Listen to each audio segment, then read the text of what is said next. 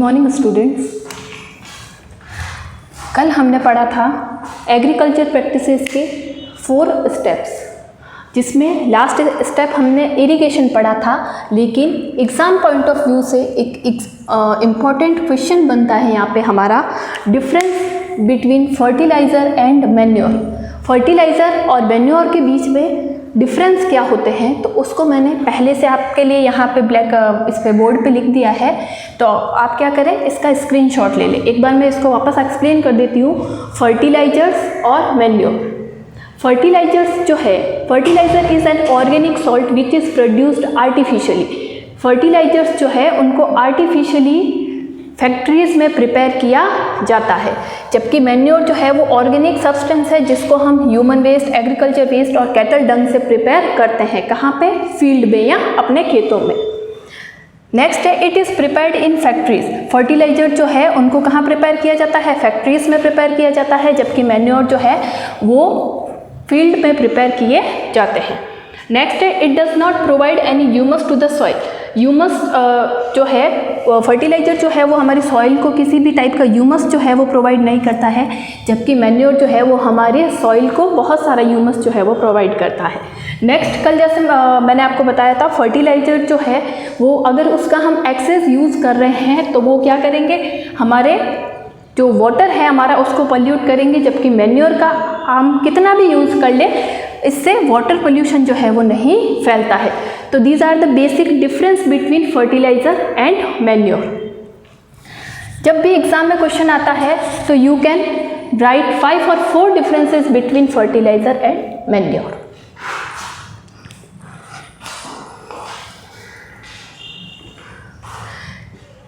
Next हम देखेंगे अपना अगला step.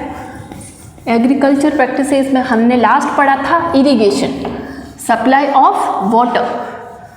Next we will discuss weeding.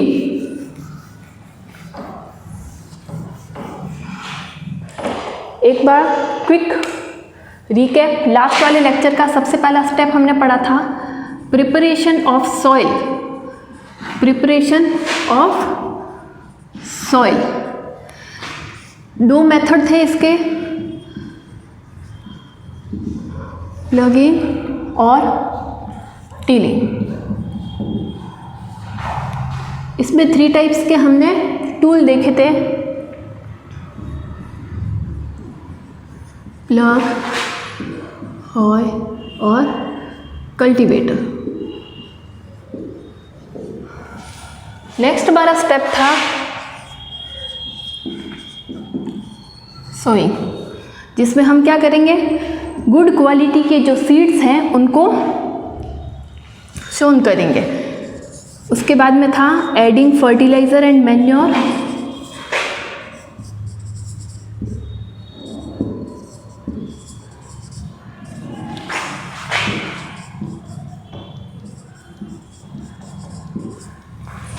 Fourth था हमारा इरिगेशन। इरिगेशन की भी हमने मॉडर्न टेक्निक्स और ओल्ड टेक्निक्स के बारे में देखा था। इसकी मॉडर्न टेक्निक्स जो थी वो 2 टाइप की थी, स्प्रिंकल सिस्टम और नेक्स्ट था हमारा ड्रिप सिस्टम। ड्रिप सिस्टम, ठीक है। तो ये बेसिक रिकैप है कि हमने अब तक क्या पढ़ लिया था। फोर्थ जो हमारा 5th स्टेप है हमारा, दैट इज़ वीडिंग। इसको अभी हम डिटेल में डिस्कस करेंगे।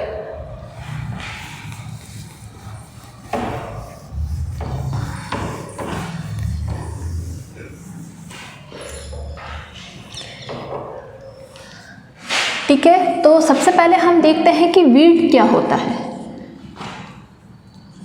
Weeding, weeding is basically a process of removal of weeds. लेकिन उससे पहले हमको देखना होगा व्हाट इज वीड्स। वीड्स क्या होते हैं?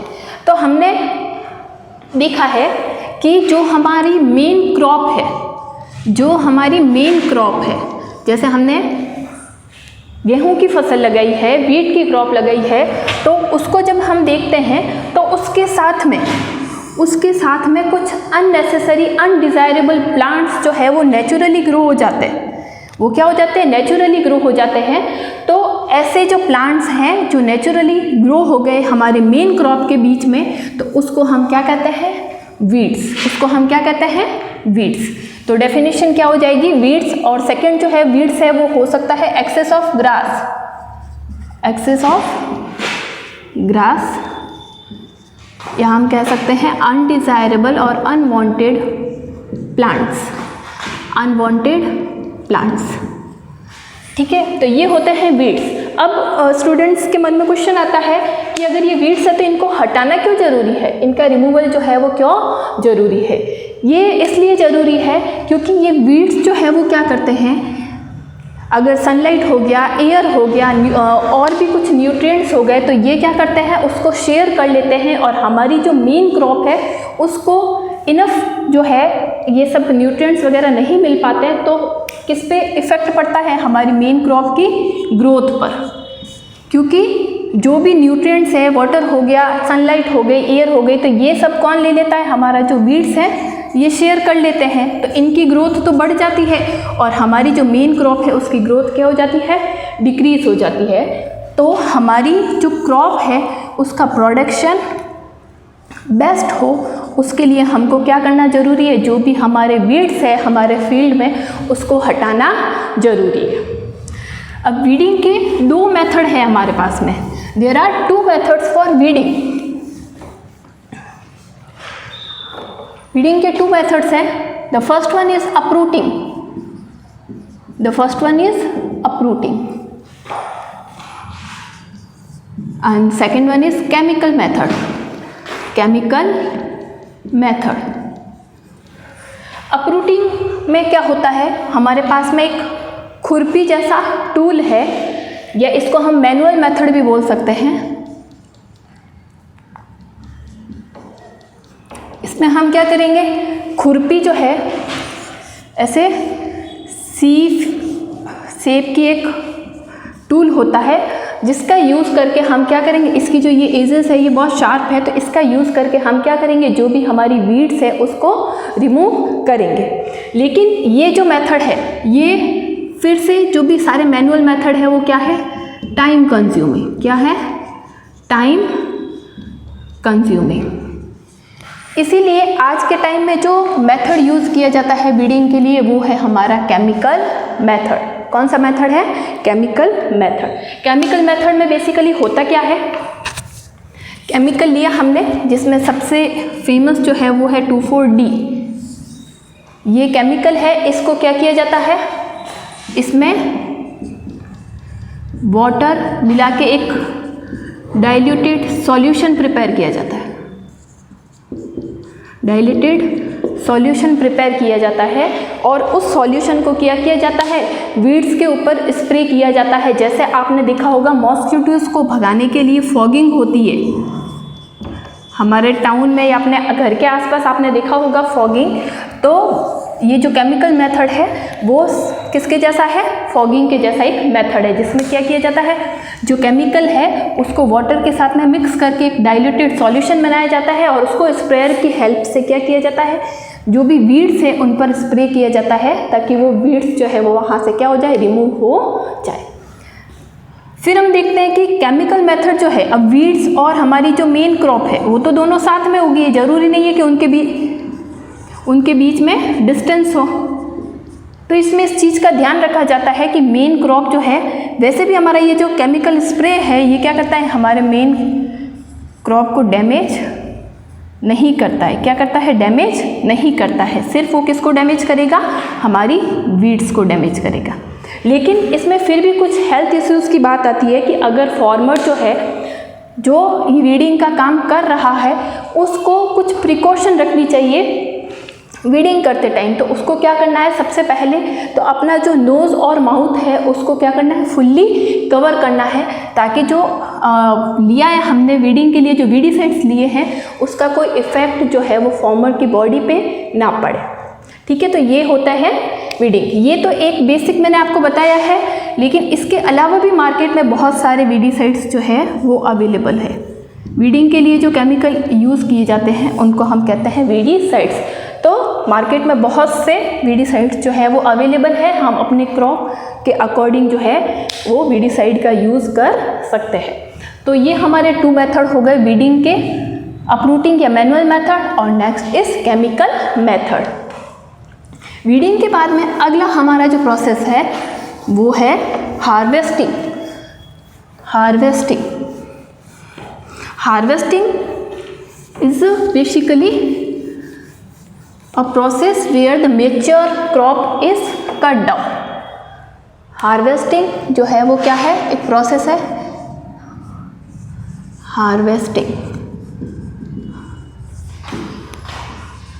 शॉर्ट में इसको सिंपल वे में हम बोलेंगे तो क्या बोलेंगे, cutting of mature crop. Cutting of mature crop. Harvesting means जब हमारी जो क्रॉप है वो मैच्योर हो गई है तो उसको जो कट करने का जो प्रोसेस है उसको हम क्या कहते हैं, हार्वेस्टिंग। बेसिकली जितने भी हमारी सीरियल्स है वो सब कितना टाइम लेते हैं मैच्योर होने में, 3 to 4 months। 3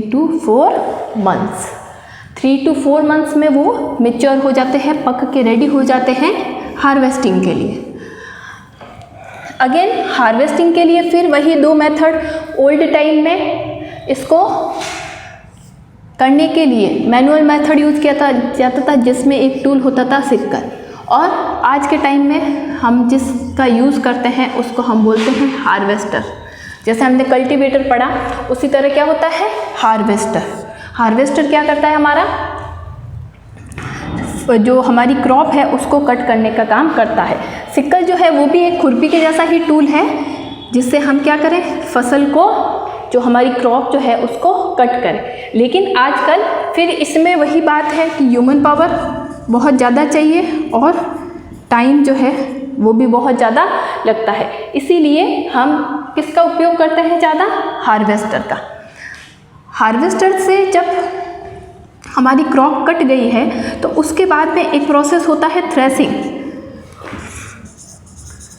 फसल जो होती है उसमें दोनों चीज़ें होती है, पहले साफ भी होता है और ग्रेन सीड भी होते हैं। मतलब साफ यानी भूसा, और ग्रेन सीड मतलब जो हमारे फसल के दाने हैं। जैसे हमारी गेहूं की फसल है तो गेहूं के दाने होंगे, तो ये दोनों क्या होते हैं, साथ में। अब इन दोनों के सेपरेशन का जो प्रोसेस है उसको हम क्या बोलते हैं, थ्रेसिंग। क्या बोलते हैं हम, थ्रेसिंग। तो थ्रेसिंग क्या हो जाएगा, threshing is a process by which grain seed and chaff is separated. Threshing जो है उसका मतलब क्या हो गया, दानों को भूसे से अलग करना। अब इसको भी करने के लिए एक टूल है, एक मशीन है जिसका नाम है कंबाइन। अब पहले हम देखते हैं कि इसको कंबाइन क्यों बोला है। कंबाइन इसको इसलिए बोला है क्योंकि ये दोनों काम साथ में करता है, harvester plus thresher. Harvester plus thresher मतलब हार्वेस्ट करना, मतलब पहले तो ये फसल को कट करेगा, उसके बाद में उसका जो थ्रेसिंग प्रोसेस है उसको भी करेगा, मतलब साफ और जो ग्रेन सीड है उनको भी सेपरेट करेगा। इसीलिए इस टूल को, इस मशीन को क्या कहा जाता है, कंबाइन, बिकॉज ये हार्वेस्टर का भी काम करता है और थ्रेशर का भी काम करता है। थ्रेसिंग की जो डेफिनेशन है वो भी एग्जाम पॉइंट ऑफ व्यू से इम्पॉर्टेंट है, पूछ लिया जाता है, what is threshing, define threshing. तो threshing is basically a process by which grain seed and chaff is separated.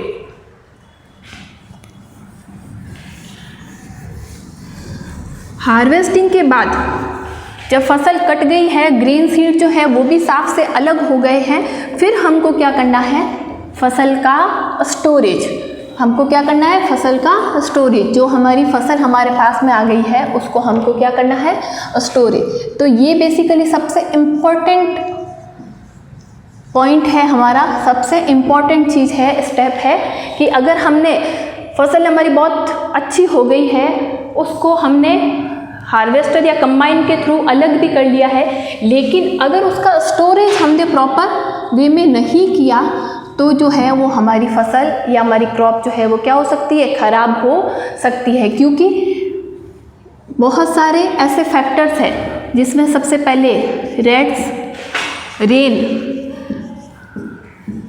Some bacteria, fungi, ये सब क्या कर सकते हैं, हमारी फसल को जो है वो ख़राब कर सकते हैं। तो जिसके लिए हमको क्या ध्यान रखना है कि प्रॉपर स्टोरेज जो है वो क्या है, बहुत एसेंशियल है, बहुत नेसेसरी है हमारी जो भी क्रॉप हमको मिली है उसका। अब स्टोरेज के भी 2 मेथड्स हैं।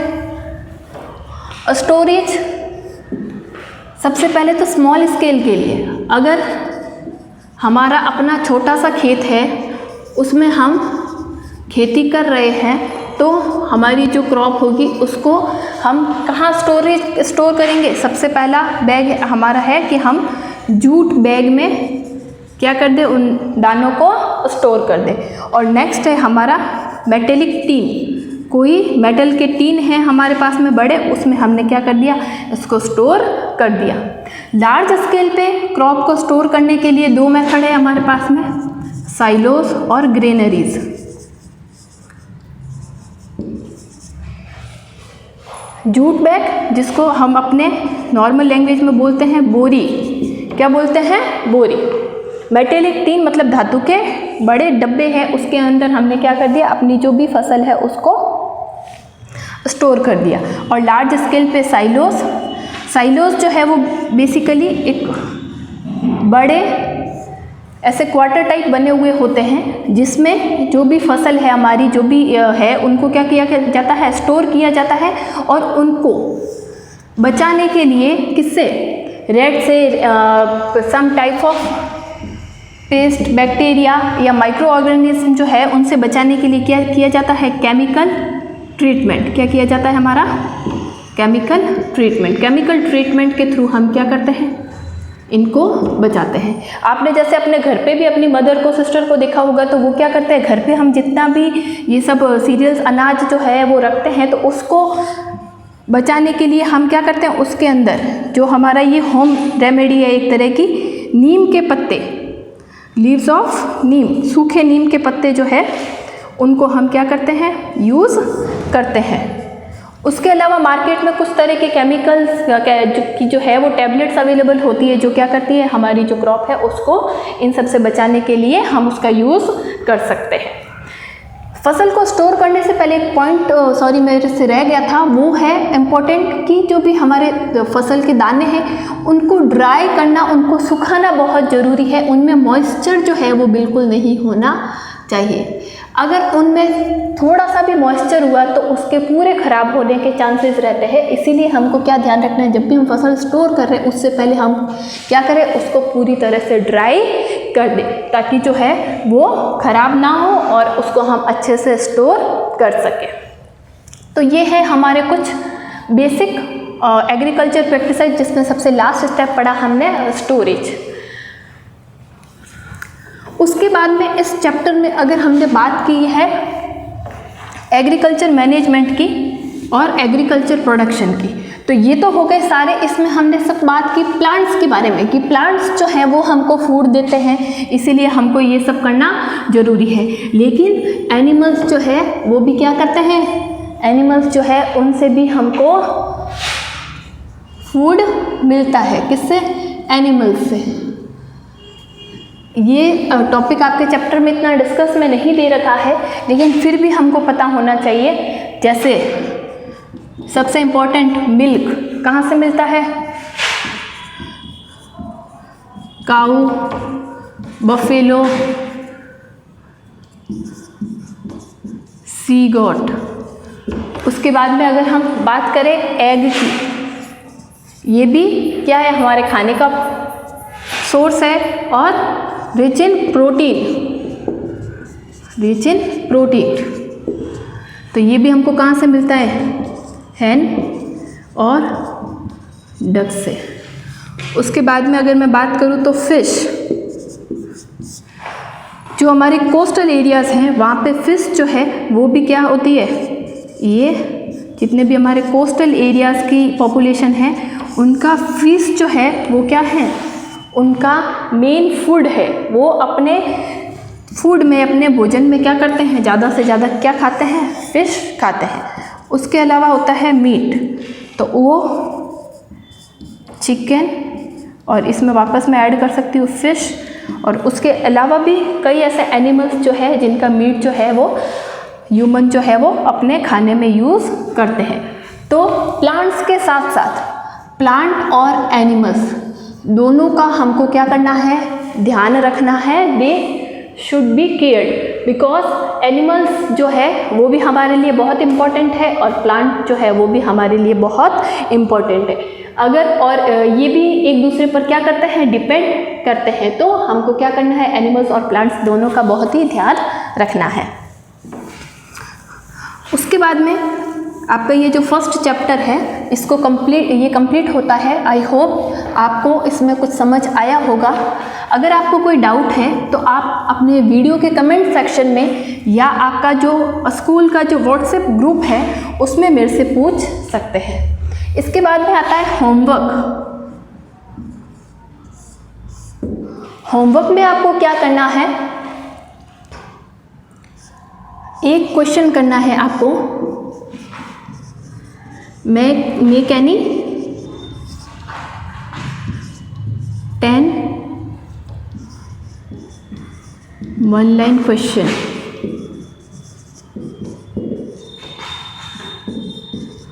from this chapter। ये जो आपका चैप्टर है इससे आपको भी कोई भी 10 1-line क्वेश्चन बनाने। 1-line क्वेश्चन का मतलब जिसका आंसर जो है आपका 1 या 1.5 लाइन में आ जाए। सेकेंड क्वेश्चन है राइट डिफरेंसेस बिटवीन